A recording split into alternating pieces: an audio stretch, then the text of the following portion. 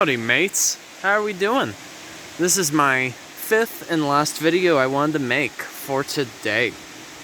So, I'm out visiting the Ash Cave, one of my favorite recess caves found in the Hocking Hills region of Ohio. It's technically the largest known, and it's the southernmost extension. So, maybe thinking, how does a recess cave really form? Because that's technically what Ash Cave is. Well, think of it this way. Alright. Have you ever heard of the phrase, top heavy? I'm sure some of you have heard that. Well, in a sense, top heavy is the best way for me to describe it. So you figure, over millions of years of erosion and weathering happening, the lower layers of the blackhand sandstone essentially went away quicker, more prone to erosion.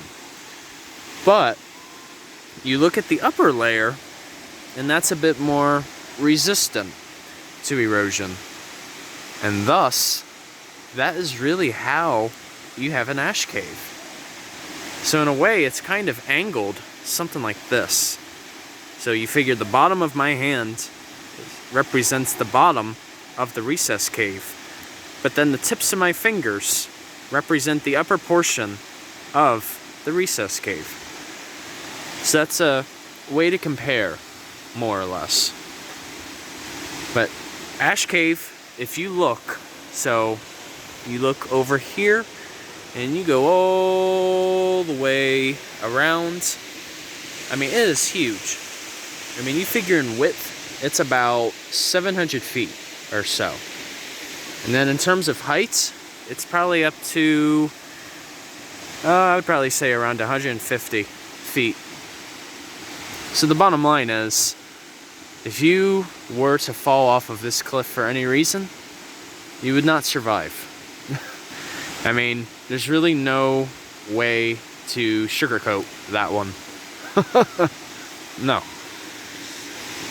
But, yeah, so technically what we're standing on, these are all slump blocks that have fallen off of the recess cave. But yet, since weathering has happened here, it has, in a way, created soil that I'm standing on. And that's how it's able to support some of these spring wildflowers, such as that white violet right there. And that Christmas fern. And then, most of all, that's my favorite spot right there too. For those of you who have actually seen my personal profile picture, this is where I'm standing. It is here. I mean, it's quite neat. You know, it's actually my first time being here during the springtime. But you may also be wondering, aside from that, why does it get its name of Ash Cave? Well, as it turns out, when settlers were coming by this area, they actually found a pile of ashes that was about 100 feet across. However, the origins of the ash remain unknown. And it was the Wyandot tribe that frequently used this area. And also, once settlers came in, this was actually a very popular meeting site. I mean, honestly, you know, if I had a meeting of any type, I would agree. I would want to do it here. I mean, it just kind of gives you that amphitheater vibe. You know what I mean? But yeah, you can actually see the cross-bedding here. So like, a way to interpret is, you kind of see how it's a little diagonal. That was probably during a time when a stream was changing direction. Because usually with cross-bedding, it's usually more horizontal, like down here. So when it's diagonal, kind of like that one, sort of at an angle, that indicates its stream changed direction. However, not only that, but I want to point out one last little feature that you can find here. And it is the Eastern Hemlock. So, alright. So this is the Eastern Hemlock, also known as Tsuga canadensis. It's also known as Canada hemlock, usually because a lot of these are usually found in the boreal forests of Canada. But due to the conditions that you find here, and for any glaciers that may have transported seeds, that's how we have the Eastern Hemlock over here. So in a way, it does make it native to the state of Ohio. But there are certain conditions. For one, they have to be in a relatively cool climate all year round. And in a sense, we are. In Hocking Hills, since we are near streams and we're in gorges, it fulfills those conditions, keeps it cool year round. And I mean, it kind of simulates the conditions you would find further up north. And not only that, but they are a long-lived tree. I mean, look at this one. They can grow literally as high as 80 to 120 feet. I mean, isn't that insane? That is insane. Look at that. And the remarkable thing is, the trees have been dated to live as long as 900 years. I mean, isn't that freaking wild? That's like biblical right there. That's like the age of Methuselah. But yeah, I mean, you figure the tops of those trees literally pass where the water begins to fall. And as you can see too, the leaves, they're technically needles, and they are directly opposite of each other. Well, actually, hold on. No, it looks like they kind of alternate, but some of them do look opposite of each other on the stem. But they kind of have like a glossy appearance on them. Kind of reminds you of looking at a miniature Christmas tree.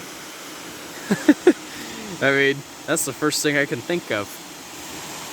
But yeah, they usually still a little early, but they will produce cones that can actually be about 3/4 of an inch long, and you can actually see there is some new growth of these cones beginning. Yeah, see? Those little green buds? Yeah, those are new cones growing.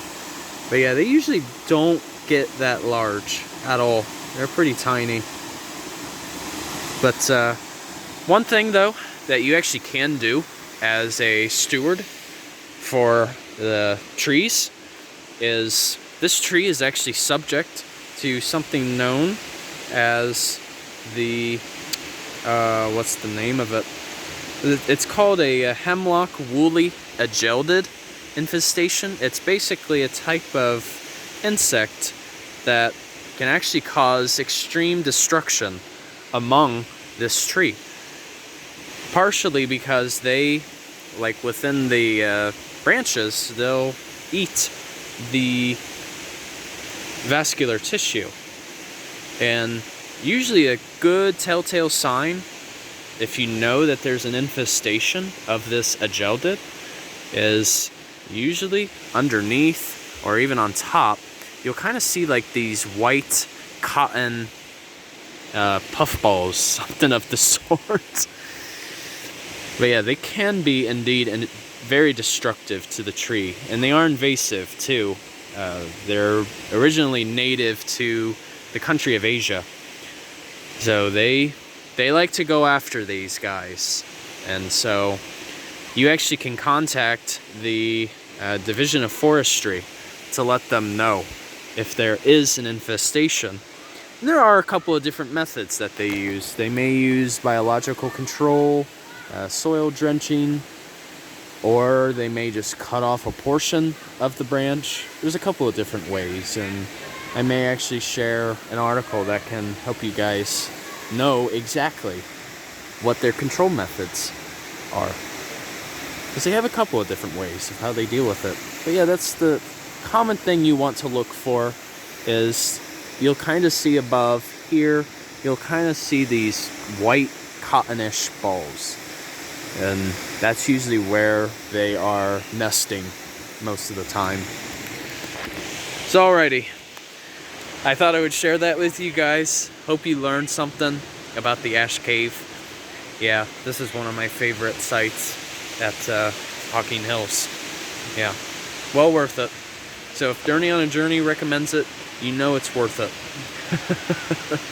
It's alright, mates. Enjoy your Thursday, and Journey on a Journey is outwards. Take care, folks.